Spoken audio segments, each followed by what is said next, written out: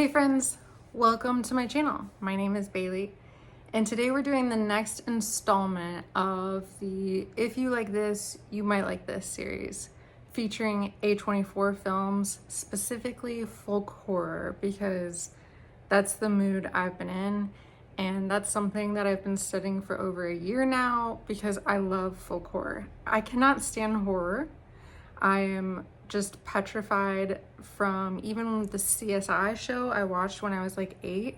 I'm still checking the closets. Like, I am not a horror girly, but I like folk horror for some reason. So I wanted to share my love of folk horror with you the way that I know how, which is telling you TVs, movies, books that remind me of themes in specific movies. The last video I did in this series, it's if you liked Midsommar, then you might like these.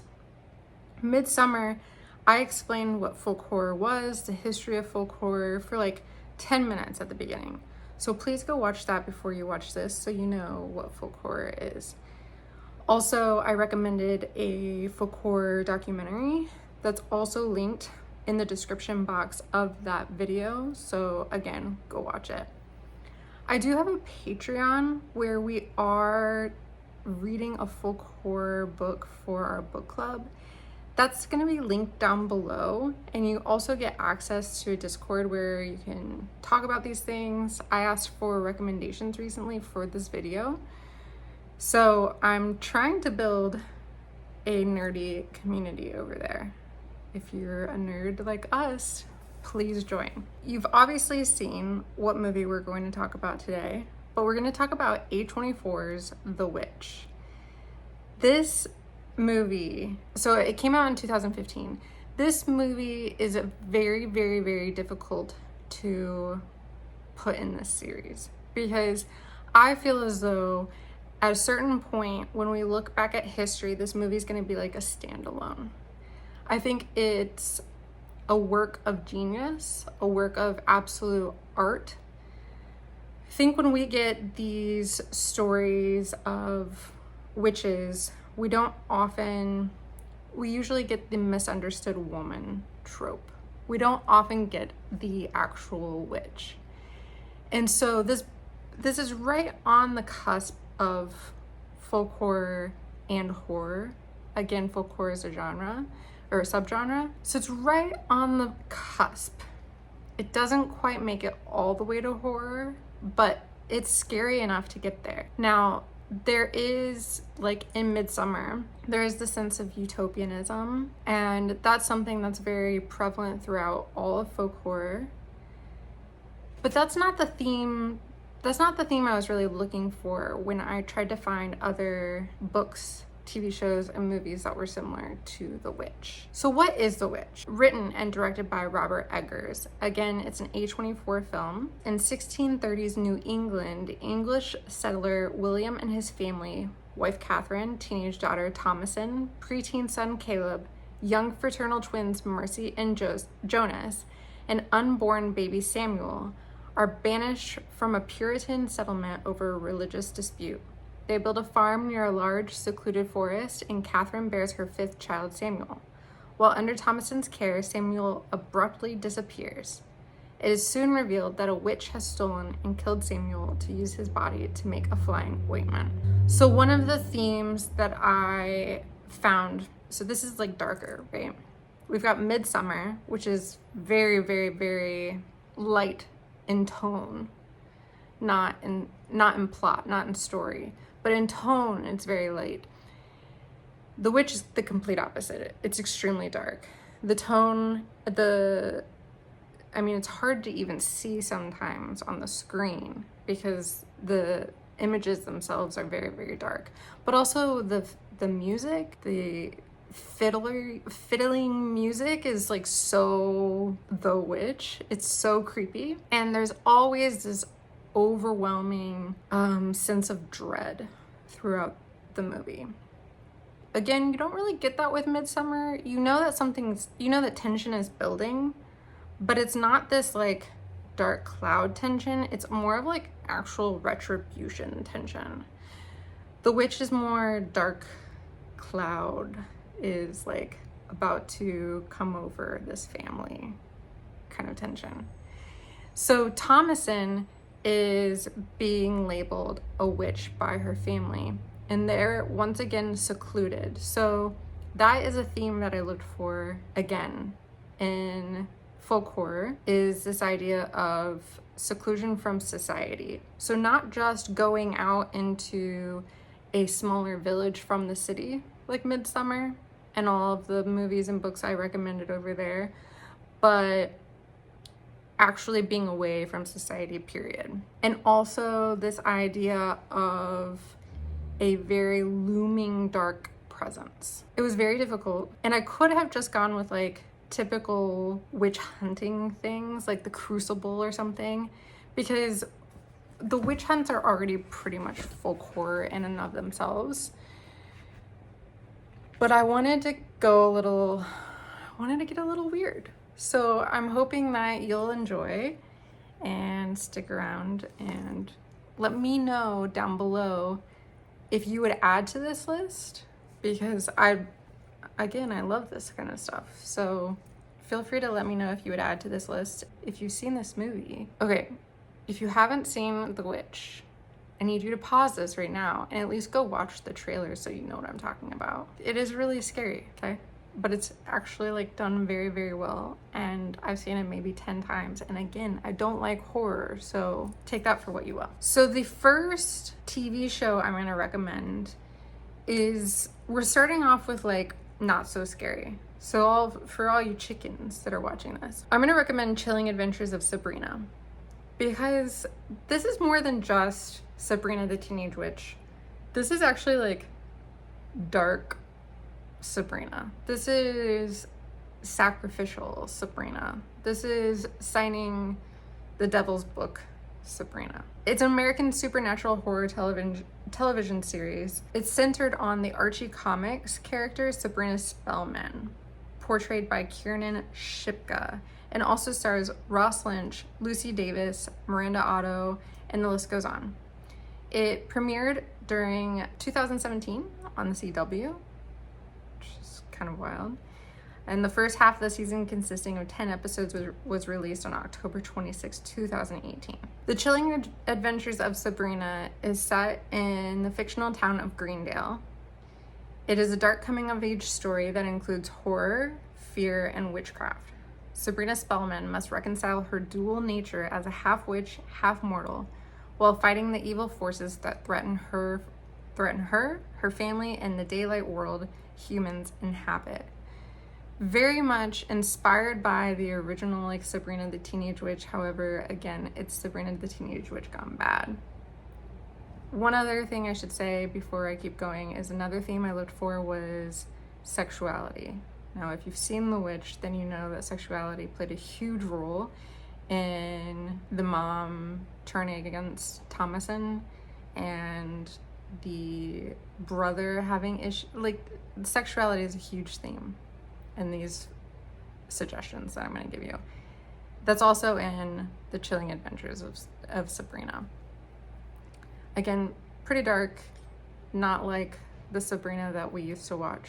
This is like a new era of Sabrina. The next film I'm going to recommend is Sleepy Hollow, and it's the 1999 one directed by Tim Burton, featuring Johnny Depp and Christina Ricci. It's in 1799, New York City Police Constable Ichabod Crane is dispatched to the upper Dutch hamlet of Sleepy Hollow, which has been plagued by a series of brutal murders. A wealthy father and son, and a widow. Received by the insular town elders, the wealthy Baltus Van Tussle, town doctor Thomas Lancaster, the Reverend Steenwick, notary, and blah, blah, blah, blah, blah. Ichabod learns that locals believe the killer is the undead apparition of a headless Hessian mercenary from the American Revolutionary War who rides a black steed in search of his missing head. I went into this movie thinking that it was going to be very much like The Legend of Sleepy Hollow, where you find out that it's someone, like, kind of like Scooby-Doo. Maybe I was thinking it was like going to be a Scooby-Doo where it's like a fake headless horseman, But this is actually the real deal. There's like real murders going on. There's like real sacrificial witchcraft, demonic type things going on in this Sleepy Hollow. And I should have known because it's Tim Burton, but I definitely underestimated it. It does give you the heebies, but I didn't have any like jump scares. So just so you know. And again, it follows this because there's a subplot of like romance in kind of like a Puritan town. We do have this sexual tension, and also we have this town that's completely on the outskirts. Really nobody is coming to this town. Like once you're there, you're kind of fucking stuck, you know? So it follows that theme, like isolation. There's definitely some witchcraft going on. The next thing I wanted to recommend is a TV series called Salem. This is not going to be for everyone. Please, please, please use caution. It's very, very, very visual when it comes to babies, actually, and like the sacrifice of babies. I wasn't expecting it. So it's loosely inspired by the real Salem witch trials in the 17th century. And if you know about the witch trials, then you'll like recognize names throughout, like Tituba and whatnot. It stars Janet Montgomery as Mary Sibley, a powerful witch who controls the Salem, Massachusetts witch trials by exacerbating hysteria among the Puritans while executing her plan of summoning the devil. Problems arise when her long-lost love, John Alden, played by Shane West, I don't know who that is, returns to Salem, complicating Mary's plans. The show has prominent elements of Gothic romance. That is what it says on Wikipedia. I don't know about Gothic. I would say the tone is extremely dark. Again, some scenes are even hard to see because they're like in the nighttime. There are real evil witches. There's the devil. It's very, very much like, yeah, it fits this folk horror recommendation video pretty well. Although I don't think it's for everyone. Again, it's like actually hard for me to watch. I have this maternal instinct and I don't even have a child and it's hard for me to watch. So just be aware. Not so scary. So again, for you chickens, is the Essex Serpent. This is kind of weird to put in this genre or this recommendation video, but hear me out. So the Essex Serpent is a British Gothic romance period drama miniseries based on the novel of the same name by Sarah Perry. The series was written by Anna Simon, directed by Cleo Barnard, and starred Claire Danes and Tom Hiddleston in the lead roles. Tom Hiddleston is my man. And it premiered on Apple TV Plus on May 13th, 2022. So it's pretty new. But the premise is that it follows London widow Cora Seaborn, who moves to Essex to investigate reports of a mythical serpent. She forms a surprising bond of science and skepticism with the local parson Tom Hiddleston. When tragedy strikes, locals accuse her of attracting the creature. Now, this takes place in, I don't remember when it takes place. I think we're in the industrial era, but it still is very much like women should not be educated unless they're rich kind of thing. Claire Danes' character is wealthy. She was in a marriage with someone who was well-to-do, and he abused her a lot. So there's that dark tone from the beginning. And so when he dies, there's still a dark tone. And then she has used all of her free time to study fossils. She's what we would probably call a naturalist now. She hears about this Essex serpent and she goes, and it's like in the middle of nowhere. It's like the moors. It feels like it's a very puritanical type town, even though it's in England. Already there has been a death of a teenage girl. There's been some type of ritual that we see. The people believe that the Essex serpent, which is some type of beast, some type of monster, is back and is taking the children. Claire Danes' character is trying to figure this out. Again, there's this like tension of sexuality, like there's like a high tension of sexuality. There's like queer sexuality in here. There's, you're a widow, you shouldn't have like any type of sexuality. It's very strange. So there's a tension of sexuality. There's a tension within the community of this outsider coming in and starting to kind of belong because she's getting along with a few of the people that live there. However, they're finding it kind of ironic that girls are disappearing and rituals have started right when she gets there. So they think that she might have brought on all of these bad things, and she's stuck in the middle of God knows where.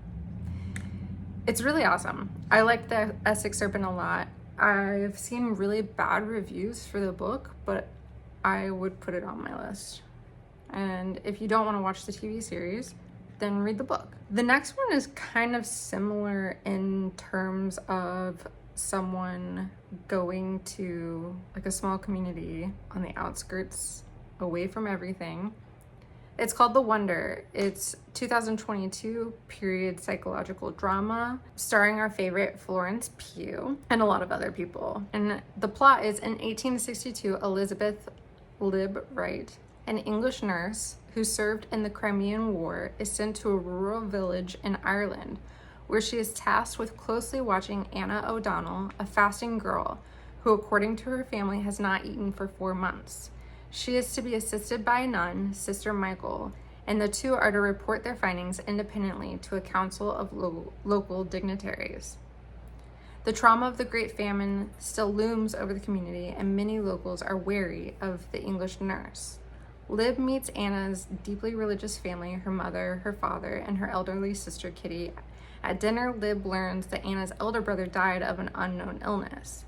Anna herself appears in good health and says she has been kept alive by consuming manna from heaven.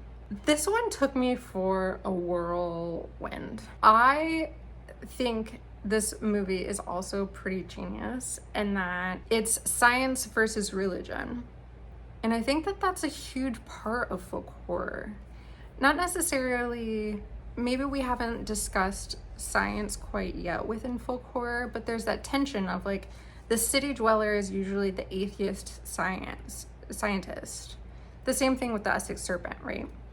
And the villagers are steeped in these like superstitions and these old pagan beliefs, or these, in this case, very old Christian beliefs. And there's that tension, right? Of like, both of them don't know if the other one exists. I loved following the main character because she starts questioning her own beliefs. At the same time, the town is actually very much against her, and there's still that overwhelming, like there's looming like a black cloud. You know something bad is like on the horizon for her. You just don't know what it's gonna be, how it's gonna be. Very similar to the witch. It's just this like, oh gosh, this big tension is, you know, just boiling underneath the surface. I hope I'm explaining these in a way that makes sense, doesn't give away too much, and shows you that they all fit into this category, even though it's kind of all over the place. I understand. The next one's not all over the place. This one was an easy one, and it's the movie The Village, the 2004 one. I was so hesitant to watch this, but I love it. I probably am gonna watch it tonight. It came out in 2004. It's an American period thriller film, and it's starring Bryce Dallas Howard, Joaquin Phoenix. Do I need to even like tell you more? Do I have to go down this? It's starring all of these amazing people. Jesse Eisenberg is in here. I mean, there's like, you've got to watch it. Anyways, in 19th century Pennsylvania, a small remote village lives in fear of nameless humanoid creatures that inhabit the surrounding woods. Staffed watchtowers and tall poles with oil lamps line the village perimeter for protection. The color red is banned as it attracts the creatures. Following a young villager's death due to illness, Lucius Hunt requests and is denied the elders' permission to travel through the woods and retrieve medical supplies from the towns to avoid similar tragedies. Later, Lucius's widowed mother Alice questions him wanting to visit the towns, which the elders describe as wicked. Essentially, this is like another puritanical type village within these woods, and the woods are full of creatures that want to kill these people for some reason. We're watching people kind of like start to rebel and want to explore a little bit, just like in The Witch, where like Thomasin and her brother go out into the woods and they're like, hey, what's out here? Because we keep being told we're not allowed to go out into the woods. And the woods just hold this, like, again, looming threat. I'm still blown away by this movie, and I can't really say more. There is, again, sexuality as a tension, not just romance, but, you know, in these small towns, sexuality itself is a tension, because, you know, they're puritanical and sex is not okay unless it's to make a baby. Okay, so we're moving from the movies and TV shows to the books. The books are a little more on the nose. I think that you'll probably have already guessed some of them. Star of Acre by Andrew Michael Hurley. Goodreads says, it's the worst thing possible has happened. Richard and Juliet Willoughby's son, Ewan, has died suddenly at the age of 5. Star of Acre, their house by the moors, was to be full of life, but it's now a haunted place. Convinced Ewan still lives there in some form, Juliet seeks the help of the Beacons, a seemingly benevolent group of occultists. Richard, to try and keep the boy out of his mind, has turned his attention to the field opposite the house, where he patiently digs the barren dirt in search of a legendary oak tree. But as they delve further into their grief, both uncover more than they set out to. Star of Acre is a devastating new novel by the author of the prize-winning bestseller, The Lonely? It is a novel about the way in which grief splits the world in two, and how in searching for hope we can so easily unearth horror. It was published in 2019, and it's definitely on my list of to be read. It's on my TBR. Oh, the sun is really coming in right now. The other book is The Boatman's Daughter by Andy Davidson. Now, I haven't heard anybody talk about this. It was published in 2020. And it says, ever since her father was killed when she was just a child, Miranda Crabtree has kept her head down and her eyes up, ferrying contraband for a mad preacher and his declining band of followers to make ends meet and to protect an old witch and a secret child from harm. But dark forces are at work in the bayou, and when the preacher makes an unthinkable demand, it sets Miranda on a desperate, dangerous path, forcing her to consider what she's willing to sacrifice to keep her loved ones safe. This is Southern Gothic, Southern folk horror. A little different than like the New England folk horror of The Witch or The Village or any of that, but it still is this like seclusion type deal that we've got going on, and also someone being willing to possibly do evil things that are connected to the psychogeography of the land. The next book is Cunning Folk by Adam L.G. Neville. He also wrote The Ritual, which is on like everyone's folk horror you need to read list. The sun is burning me, I'm a ginger. It says, money is tight and their new home is a fixer-upper. Deep in rural southwest England with an ancient wood at the foot of the garden, Tom and his family are miles from anywhere and anyone familiar. His wife Fiona was never convinced that buying the money pit at auction was a good idea, not least because the previous owner committed suicide, though no one can explain why. Within days of crossing the threshold, when hostilities break out with the elderly couple next door, Tom's dreams of future contentment are threatened by an escalating tit-for-tat campaign of petty damage and disruption. Increasingly isolated and tormented, Tom risks losing his home, everyone dear to him, and his mind, because surely only the mad would suspect that the oddballs across the hedgerow command unearthly powers, a malicious magic even older than the eerie wood and the strange barrow therein, a hallowed realm from where he suspects his neighbors draw a hideous power. This was first published in 2021, and I said in my Midsommar video, I recommended Harvest Home, which I believe definitely inspired this book, but Harvest Home is more of like a slow build and definitely more of like a peaceful commune utopian society, whereas this one I started and it's just darkness from the beginning. It is like The Witch. Like, you have like the dark fiddle playing in the back of your mind while you're reading this. So if you're wanting more of that, I would go with Cunning Folk. If you're wanting more of like a slow build, nice Wicker Man, utopian type society that has maybe a little bit of evil just dashed in there, then I would go with Harvest Home by Thomas Tryon. But that's the other video. Then I have two books that I actually own. I stopped buying books recently, so I'm trying. This one we're reading for the book club in my Patreon, and it's Sloohfoot by Brum, A Tale of Bewitchery. It says, set in colonial New England, an ancient spirit awakens in a dark wood. The wild folk call him father, slayer, protector. The colonists call him Sloohfoot, demon, devil. To Abatha, a recently widowed outcast, alone and vulnerable in her pious village, he's the only one she can turn to for help. Together, they ignite a battle between pagan and Puritan, one that threatens to destroy the entire village, leaving nothing but ashes and bloodshed in its wake.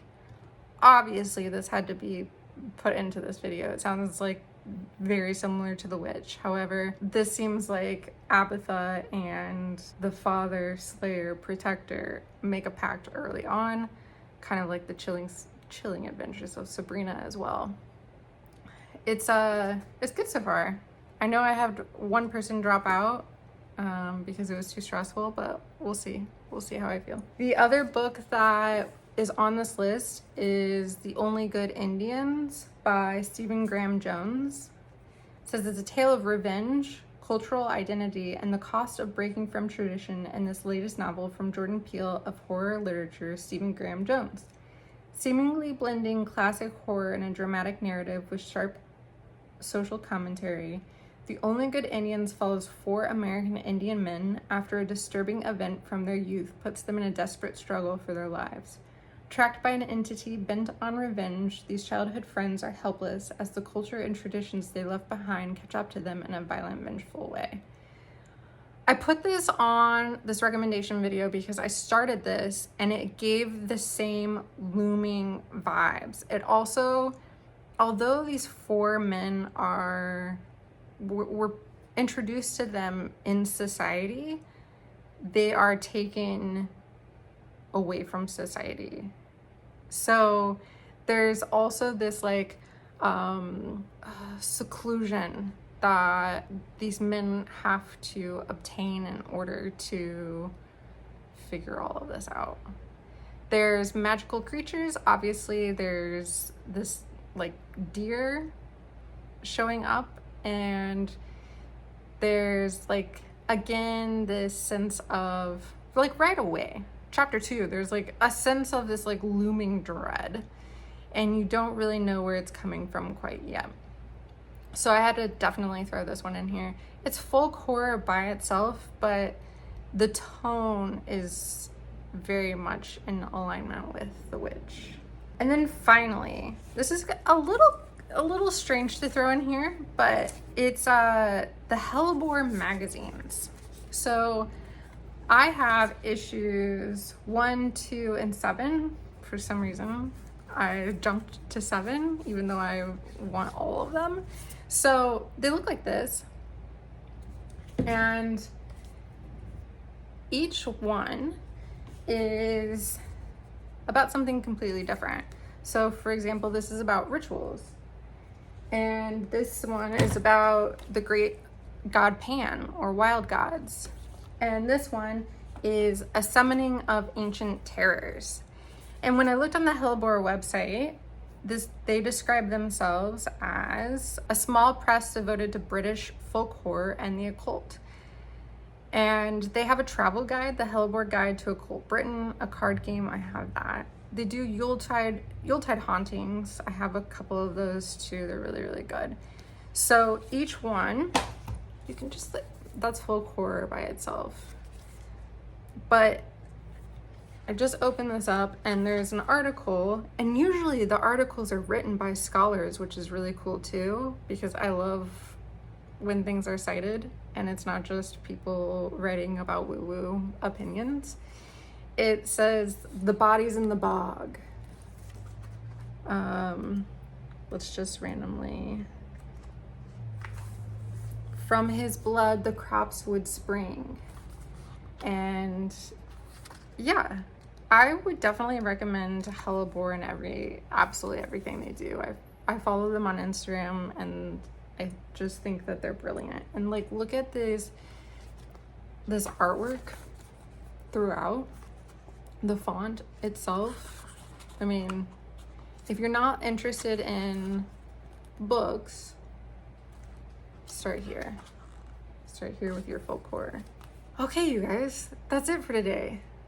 I am so glad that I am over this video, because it was so difficult for me to orchestrate, research, execute, do all of the above. Again, let me know if you would have added anything to this list.